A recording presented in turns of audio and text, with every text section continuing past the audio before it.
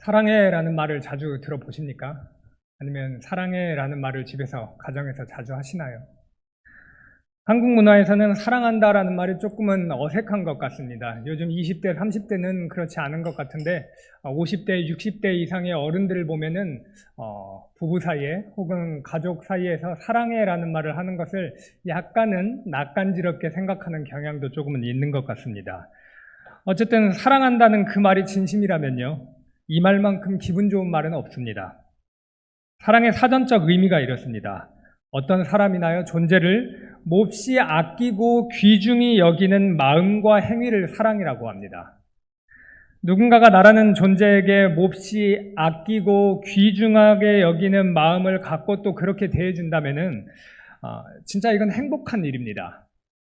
특별히 하나님이라는 가장 존귀하고 지극히 높으신 분께서, 완전하신 분께서 나를 사랑해 주시고 나를 향해 아끼고 귀중히 여기는 마음과 행위를 베풀어 주신다면요, 그 행복은 이루다 말할 수 없을 정도로 클 겁니다. 그래서 우리는 하나님은 사랑이시라라는 요한 서신의 말씀을 굉장히 좋아합니다. 하나님 사랑이시죠. 그리고 경부고속도로변에 있는 Jesus loves you, 그 고려은단 회사에서 예수님께서 당신을 사랑하십니다라고 굉장히 크게 써놓은 그 광고판을 아마 고속도로를 타고 운전을 하시다가 여러 번 보셨을 겁니다. 그 광고판을 누구나 다 좋아합니다. 사랑 좋아하기 때문입니다. 실제로 하나님께서는 사랑 그 자체이시고 모든 사람을 사랑하십니다. 왜냐하면 하나님께서 하나님의 형상대로 사람을 만드셨기 때문에 모든 사람을 사랑하십니다. 그러나 반드시 짚고 넘어가야 할 나머지 절반의 진리가 있습니다.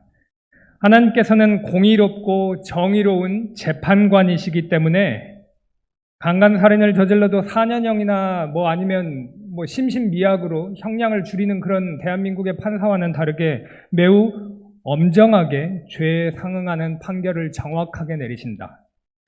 하나님을 배반한 끔찍한 무한대의 죄입니다.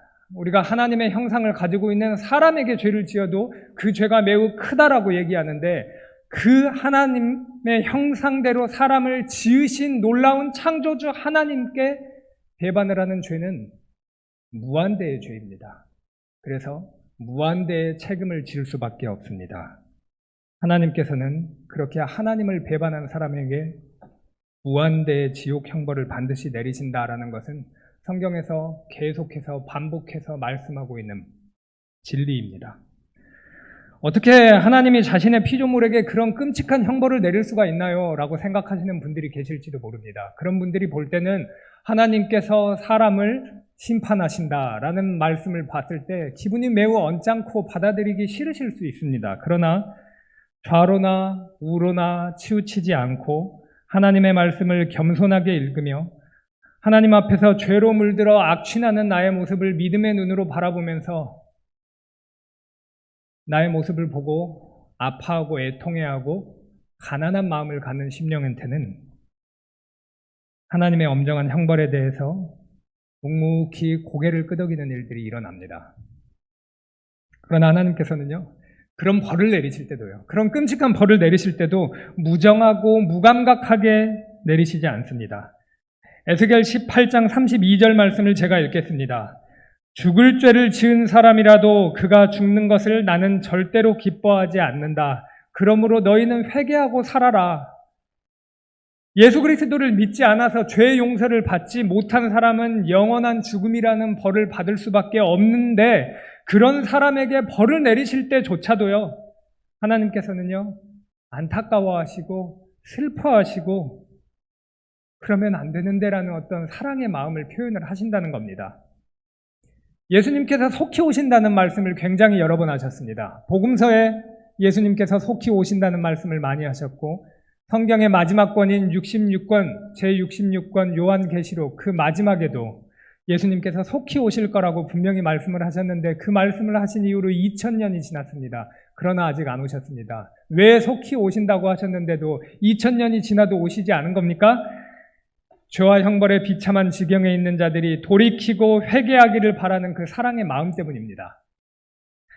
이처럼 하나님께서는요, 죄악에 빠진 인류를 향해서 일반적인 사랑의 마음을 가지고 계십니다. 그러나 어찌되었던 간에 이거는 일반적인 사랑입니다. 하나님께서는요, 선택하신 당신의 자녀들에게는 일반적인 차원을 완전히 넘어서는 특별한 사랑을 베풀어 주십니다. 그런데 이런 하나님의 특별한 사랑은요, 오늘 두 종류가 있다는 것을 함께 살펴보려고 합니다. 성경에는 먼저 두 종류로 나누는 이유가 있습니다. 성경에는 하나님께서 하나님의 자녀를 정말로 사랑한다라는 구절이 굉장히 많이 있습니다. 그런데 그 두 종류의 사랑을 구분하지 못하면은 하나님의 사랑이 모순이다라는 생각이 들 수가 있습니다. 왜냐하면 어떤 성경 구절에서는 하나님께서 무조건적으로 사랑을 베풀어 주신다고 기록이 되어 있습니다. 그런데 어떤 성경 말씀을 보면은 하나님을 먼저 사랑하면은 그러면 하나님께서도 사랑을 베풀어 주시겠다라는 조건적인 사랑이 기록이 되어 있는 것들이 있습니다. 그러면 이게 뭐지? 도대체 하나님은 어떤 사랑을 베풀어 주신다는 거야? 라고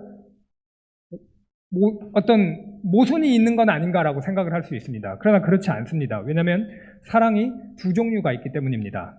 그리고 하나 더 또 살펴봐야 할 이유는 그리스도인의 상태가 이중적이라는 겁니다.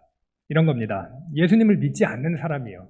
그 사람은요, 하나님 앞에서 절대적인 죄인이라는 신분, 죄인이라는 상태, 딱 한 가지의 상태, 한 가지의 신분만을 가지고 있습니다. 그런데 그리스도인은요, 그렇지 않아요. 복잡합니다. 이중적입니다. 복잡하진 않습니다. 이중적입니다. 이런 겁니다. 그리스도인은 이 세상을 살아가는 동안에 확정된 의인의 신분으로 살아갑니다. 그러나 동시에 본질상 죄인인 상태로 살아갑니다.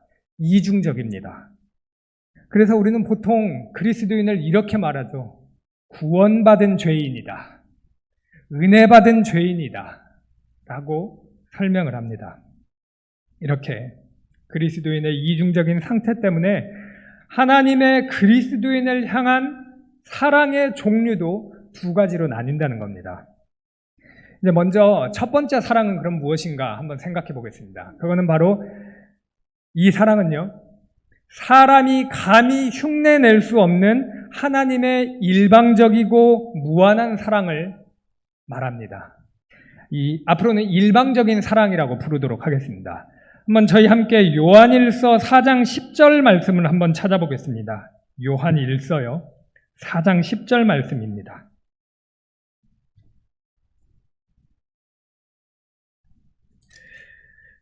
요한일서 4장 10절 말씀, 신약 392페이지에 있습니다.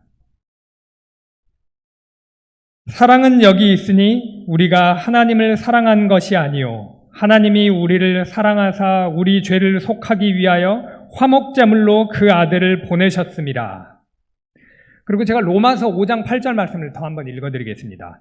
우리가 아직 죄인 되었을 때 그리스도께서 우리를 위하여 죽으심으로 하나님께서 우리에 대한 자기의 사랑을 확증하셨느니라.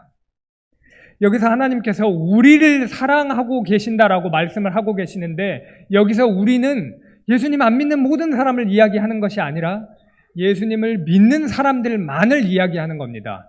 이 말씀을 기록한 요한 사도와 바울 사도와 그리고 예수 그리스도를 믿는 모든 그리스도인을 보고 우리라고 표현을 하고 있습니다. 하나님께서는 그리스도인이요, 아직 믿음을 받지 못한 죄인의 상태였을 때 예수 그리스도께서 죄인 대신해서 죽는 방식을 통해서 죄인을 향한 하나님의 일방적인 구원의 크신 사랑을 확증하셨다라고 지금 기록을 하고 있는 겁니다.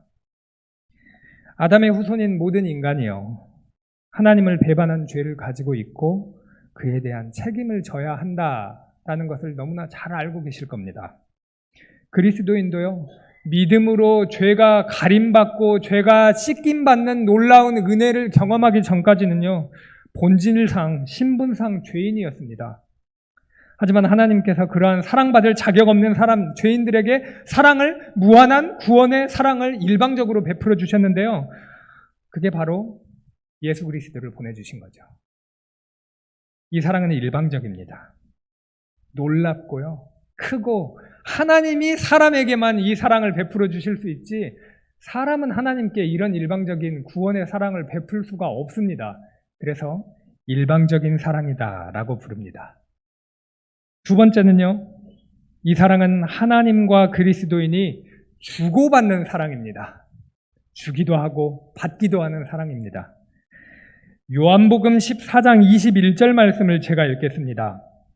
나의 계명을 지키는 자라야 나를 사랑하는 자니 나를 사랑하는 자는 내 아버지께 사랑을 받을 것이요 나도 그를 사랑하여 그에게 나를 나타내리라. 조건적인 거죠. 하나님의 계명을 지키는 자요. 하나님을 사랑하는 자들만이 하나님의 사랑을 받을 것이다. 먼저 나를 사랑해라. 그럼 내가 너를 사랑하겠다 하는 조건부의 사랑처럼 느껴지는데 이건 이런 겁니다. 하나님과 주고받는 이 사랑은요. 주 예수 그리스도를 믿는 사람만이 구원의 사랑, 하나님의 일방적인 그 크신 사랑을 이미 받아서 신분이 바뀐 사람만이 누릴 수 있는 특별한 사랑입니다. 그 사람만이 하나님과 사랑을 주고받을 수 있는 것입니다. 아직 구원의 사랑을 받지 못한 사람은 하나님을 사랑하고 싶어도 사랑할 수가 없습니다. 왜냐? 일단 하나님을 인정하지도 않잖아요. 이해가 쉽도록 제가 부모 자녀 관계의 비유를 한번 들어보겠습니다. 이런 겁니다. 정상적인 부모라면요, 자기 자녀를 아낌없이 사랑하는 건 매우 지극히 정상적인 일입니다.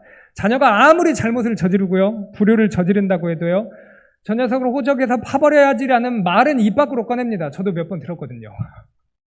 근데 그렇게 안 하시잖아요. 자녀가 아무리 잘못을 저지르고 한다고 해도 부모는 자녀를 기꺼이 용서하고 사랑을 하십니다.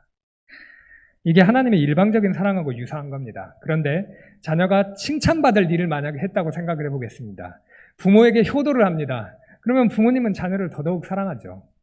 이게 하나님과 그리스도인이 주고받는 사랑과 유사한 것입니다. 여기서 중요한 건요, 부모와 자녀라는 관계가 중요한 겁니다. 맨날 어디서 옆집이에요. 옆집에서 맨날 큰 소리가 들려요. 근데 그거 좀 망나니 같은 자식이 한 명 있는 겁니다. 그래서 맨날 사고치고 들어와서 자기 부모한테 큰 소리를 지르는 겁니다.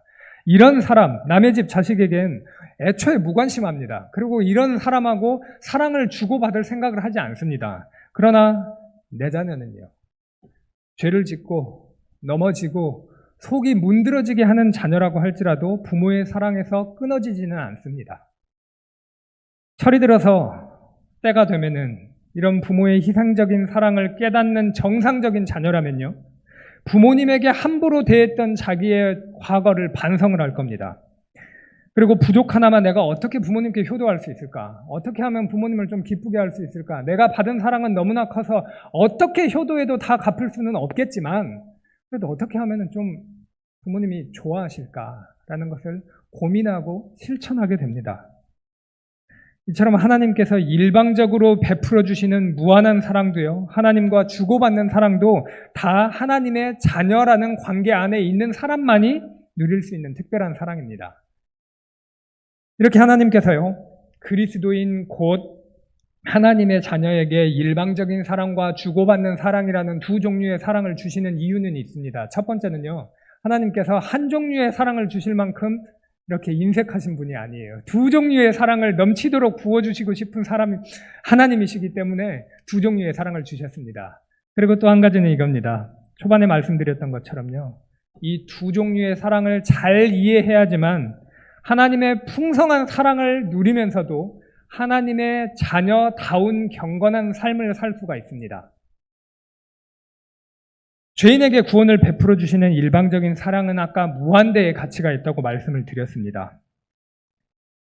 이거는 사람이 노력을 해서 되는 게 아닙니다. 죽은 사람이 아무리 노력한다고 해서 다시 살아날 수는 없잖아요. 그거하고 똑같은 겁니다. 영적으로 죽은 사람이 하나님께서 도와주시지 않으면은 자기 노력으로는 살아날 수가 없습니다. 그런데 그걸 어떻게 이루셨냐? 하나님께서 구원해 주시는 무한대의 사랑을 주셨기 때문에 영적으로 거듭나게 되고 하나님이 주신 모든 놀라운 것들을 바라볼 수 있는 시선이 생기게 되는 것입니다. 믿음이 열리는 것이죠. 믿음의 눈이 열리는 것입니다. 그래서 나의 노력으로는 절대로 누릴 수 없는 이 사랑을 받은 사람은요, 그게 너무 소중한 거예요. 이 구원을 주신 하나님 너무 감사합니다라는 생각이 들고요. 그래서 하나님만 절대적으로 의존하죠. 붙잡죠. 바짓가랑이라도 붙잡고 싶은, 옷자락이라도 손대고 싶은 간절한 마음을 가지게 됩니다. 그리고 내가 잘나서 믿음이 생겼다라는 그런 교만한 마음 갖지 않습니다. 또 내가 하나님을 위해 뭔가를 해준다라는 생각을 버리게 됩니다. 내가 잘나서 믿은 거 아닙니다. 그래서 다른 사람에게요, 신앙생활, 믿음, 말씀 생활, 새벽 기도, 예배, 출석, 봉사, 헌신, 헌금 멋없게 강요하지 않습니다. 받은 은혜를 드러낼 뿐입니다. 그런데 하나님께서는요, 하나님의 자녀라고 할지라도요, 인간이 이 땅에 머무는 동안에 얼마나 나약하고 얼마나 악한지를 잘 알고 계십니다. 그래서요, 무한한 사랑을 받았다고 하더라도 사람이 얼마나 쉽게 이런저런 핑계를 대면서요, 그냥 죄 안에 계속 머물러 있고 싶어하고 하나님의 말씀에 순종하지 않고 싶어 한다라는 걸 하나님이 지으신 하나님이 어찌 잘 모르시겠어요? 우리보다 더 잘하십니다. 그래서요, 주신 것이 바로 주고받는 사랑이라는 겁니다. 너희가 내 말에 순종하면 내가 너희를 더욱 사랑할 거다라고 말씀하시는 주고받는 사랑을 그래서 주셨다는 것입니다. 하나님의 자녀는요, 영적인 아버지인 하나님 말씀에 순종하고 싶은 마음이 생기죠. 또 하나님의 자녀니까 하나님의 자녀답게 살고 싶은 마음이 생기는데, 왜냐? 하나님께 더 사랑받고 싶은 마음이 있으니까요. 하나님께 더 받기 위해서 나는 하나님의 자녀답게 살고 싶어하는 마음을 갖게 되고, 그 마음이 신앙생활 가운데에서 점점 커지는 것들을 경험하게 됩니다. 그리고 내가 하나님께 드리는 사랑이 커지고 하나님께서 나에게 주시는 이 주고받는 사랑이 점점 커가는 것을 경험을 하게 된다는 것입니다. 그래서 누군가는요, 편하게 살고 싶은 마음을 버리고요, 오지로 가서 복음을 전합니다. 그러다가 심지어 순교하시는 분들도 계십니다. 누군가는 자신의 인생 계획을 버리고 교회에서 복음을 전하고 목회를 하면서 매우 영광스러운 길이지만 고생길을 걷기도 합니다. 또 어떤 분들은 힘겨운 회사 생활을 끝내고 지친 몸을 이끌고 교회를 나와서 예배를 드리고 봉사를 하는 그런 분들도 계십니다. 누군가는요, 빡빡한 살림의 물질을 쪼개서 헌금을 합니다. 왜 할까요? 누군가 강요해서 할까요? 남들 볼 때 훌륭한 신앙인으로 보이고 싶어서 그럴까요? 하나님께 벌 받을까 봐 그럴까요? 아무 생각 없이 그냥 남들 다 하니까 저도 하는 걸까요? 아닙니다. 그래서 하는 거라면 할 필요가 없습니다. 하나님께서 안 받으시기 때문입니다. 그러나 하는 사람들이 있습니다. 왜 합니까? 유일하게 바른 이유는 하나뿐입니다. 하나님, 그분이 내 아버지가 되셨기 때문입니다. 하나님이 내 아버지시니까 죄인인 나를 눈에 넣어도 아프지 않을 사랑스러운 자녀 삼아주셨다는 것이 너무나 감사하기 때문에 그 사랑이 너무나 커서 순종으로 하나님을 향한 사랑을 내가 표현을 하면 그 하나님께서도 나에게 사랑을 또 베풀어 주시고, 그렇게 이 세상을 살아가면서 하나님과 주고받는 사랑이 점점 커가는 것들을 경험하게 되고, 마침내 우리가 가게 될 그 천국 땅에서는 온전한 사랑을 주고받는 놀라운 역사를 경험하게 될 거라는 것입니다. 하나님과 나누는 이 완전한 사랑이 기대되지 않으신가요? 저는 완전하신 하나님과 완전한 사랑을 주고받는 이 천국의 놀라운 그 행복을 한번 누려보고 싶다라는 소망을 합니다. 왜냐하면 이 땅에서는 아직 완전하게 누릴 수 있는 게 아니니까요. 부족함이라는 게 전혀 없는 사랑, 0.1초도 끊기지 않는 완전한 사랑, 빽빽하게 가득 채워져 있는 그 하나님의 사랑을 계속해서 무한히 누리고, 오늘도 질리지 않고 내일도 질리지 않고 오히려 시간이 가면 갈수록 그 하나님의 크신 사랑 때문에 내 안에 기쁨이, 평강이 더욱 크게 흘러넘치는 그곳에 대한 소망이에요. 그 소망, 그것이 가능한 유일한 이유, 그건 바로 예수 그리스도이십니다. 하나님께서 세상에 존재하는 모든 사람을 보편적이고 일반적인 사랑을 베풀어 주실 수는 있지만, 공의로운 재판관인 하나님을 배반한 그 죄에 대한 책임을 벗어날 수 없다고 말씀을 드렸습니다. 그러나 예수 그리스도께서 죄인 대신 모든 죽음의 형벌을 다 받으셨고, 죄인 대신 하나님의 모든 명령을 다 이루셨기 때문에 그 예수 그리스도를 믿는 사람은요, 예수 그리스도의 의의 옷을 입고 있습니다. 우리의 육신의 눈으로는 볼 수 없지만 믿음의 눈으로 봤을 때 예수 그리스도의 의의 찬란한 옷을 입고 있고 영광스러운 옷을 입고 있습니다. 그리고 예수 그리스도의 놀라운 보호 아래 있게 됩니다. 그래서 성부 하나님이 그 예수 그리스도 믿는 그리스도인을 볼 때 예수 그리스도를 보듯이 바라봐 주시는 놀라운 일이 일어난다는 것입니다. 그 기적, 놀라운 일, 오직 예수 그리스도의 십자가 복음 때문에 가능한 일입니다. 지금까지 저는 인간을 향한 이 보편적인 하나님의 사랑과 또 그리스도인을 향해서만 베풀어 주시는 특별한 두 가지의 사랑에 대해서 말씀을 드렸습니다. 그리고 그러한 두 가지 사랑이 가능한 이유는 오직 예수 그리스도 때문이라는 것을 말씀을 드렸는데, 그러면 기독교의 사랑은 구체적으로 어떤 모습을 가지고 있는지 5개 정도를 지금 살펴보려고 합니다. 첫 번째는요, 기독교의 사랑은 이타적이에요. 남을 이롭게 한다는 겁니다. 자기를 이롭게 하는 이기적인 것과 반대의 말씀인 거죠. 연인이 연애를 할 때요, 상대방이 싫어하는 것이라면 내가 비록 좋아하는 것이라도 안 합니다. 하지 않아요. 예를 들어 제가 청국장을 좋아해요. 청국장 반 그릇만 있어도 밥 2공기를 먹을 수 있는 사람인데 아내가 청국장 냄새만 맡으면은 싫어하는 거예요. 그러면 청국장 맛집을 전국 맛집을 본다고 하더라도 에이 하고 그냥 지나치는 거죠. 아니면 이런 걸 수도 있습니다. 제가 매운 거를 못 먹어요. 근데 매운 떡볶이 같은 걸 먹으면 바로 탈이 납니다. 근데 여자친구였을 때 너무 떡볶이를 좋아하는 겁니다. 그리고 제가 한참 따라다닐 시기여가지고 떡볶이 집으로 들어가서 좋아하니까 먹었습니다. 그러다가 이제 배탈이 났습니다. 근데 배탈이 나도 너무 좋은 겁니다. 좋아하는 모습을 보니까 그게 너무 좋아가지고요.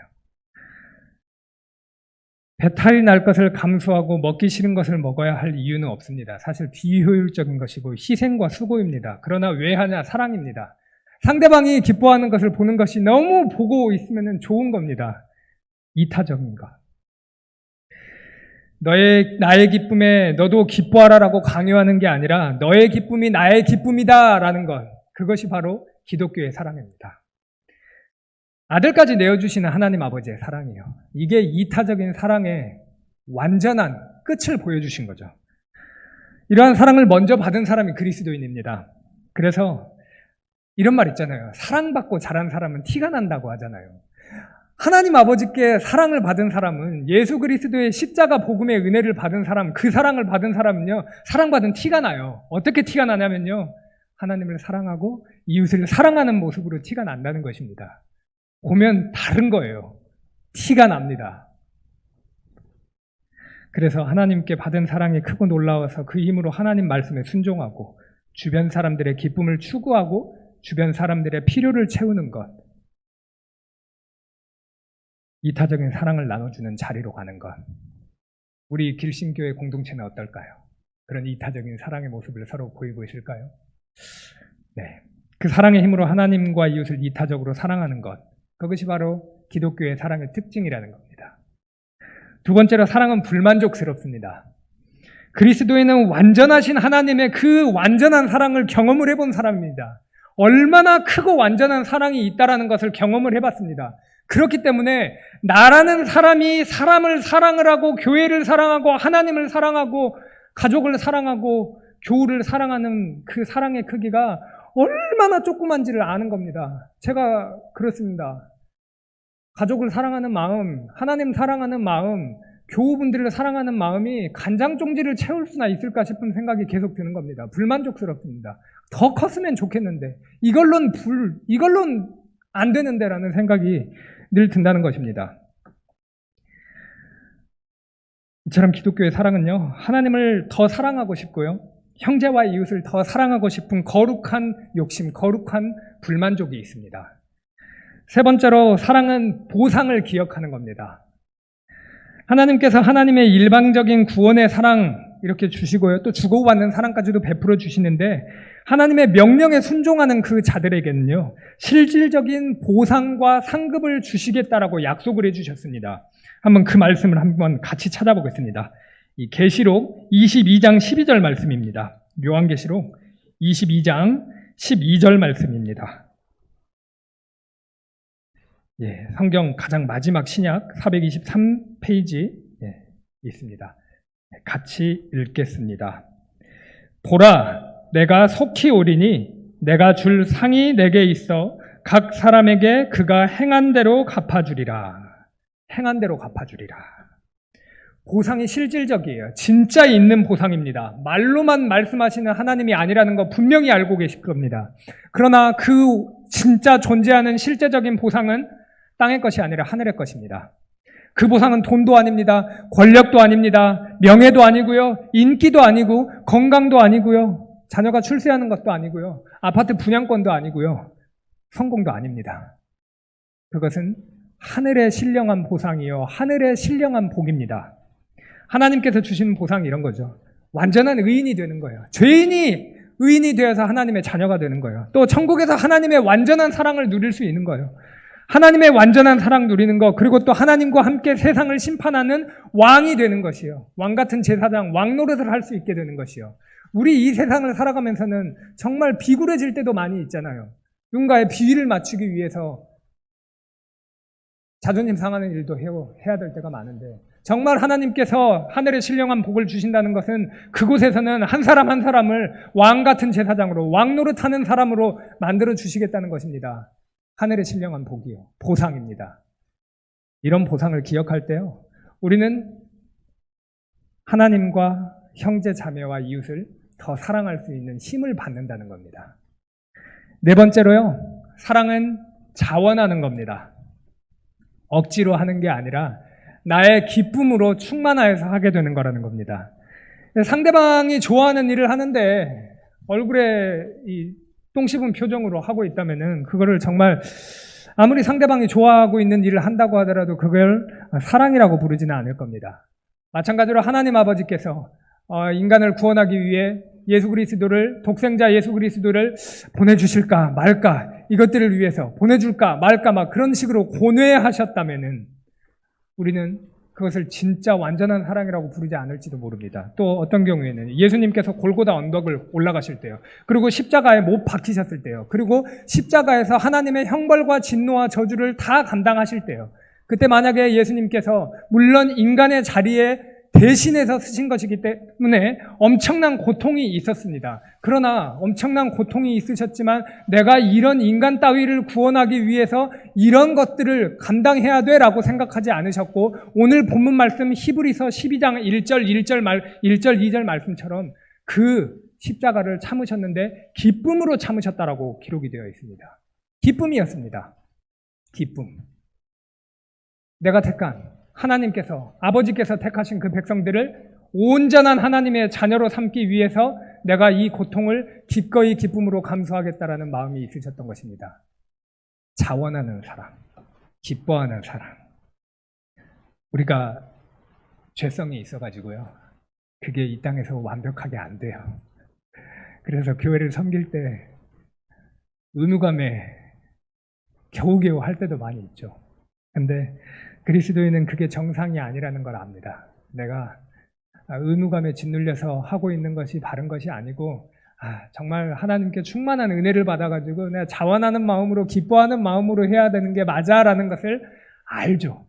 물론 완전히 그렇게 할 수는 없지만, 그러나 점점 더 자원하는 마음이 내 안에서 커져가는 것을 누리는 게 기독교의 사랑이라는 것입니다. 마지막으로 사랑은 인내입니다. 히브리서 12장 1절 2절 말씀을 보면요, 아까 말씀드렸지만은 십자가를 참았다라고 말씀하십니다. 그리고 믿음의 경주를 하는데 그것을 인내로써 한다라고 말씀하고 있습니다. 인내, 참는 것. 자녀를 대신해서 죄의 삭신 사망을 견뎌야 할 존재가 필요했는데, 한 사람의 죄의 삭도 아니라 수없이 많은 죄인들의 사망을 견뎌야 할 존재가 필요했습니다. 그 고통과 절망의 길을 갈 수 있는 존재는 오직 한 존재, 예수 그리스도밖에 없었습니다. 그래서 예수 그리스도께서는 십자가에서 그 모든 고통을 인내하셨습니다. 참으셨습니다. 그래서요, 택하신 자녀들은, 사랑받은 하나님의 자녀는요, 이 땅에서 하나님을 섬기고 이웃을 섬기고 교회를 섬길 때 고통스러운 일들이 많이 있어요. 어떻게 좋은 일만 있으신가요? 이 구역장이신 분들도 많이 있는 걸로 알고 있습니다. 구역원들 분들 중에서는 조금 더 사랑하기 쉬운 분들도 계실 수도 있고, 어떤 분들은요, 사랑하기 좀 힘든 분도 계실 수도 있습니다. 그러나 사랑을 하죠. 몸이 고돼요. 하고 싶은 것을 하지 못해야 할 때도 있습니다. 교회를 섬기다 보면요.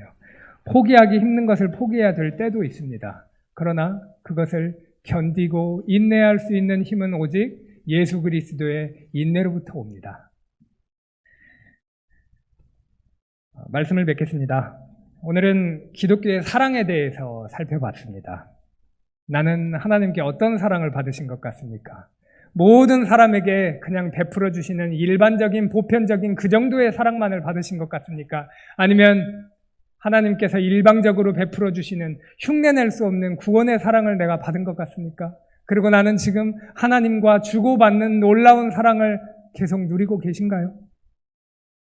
하나님, 아들, 예수 그리스도만이요.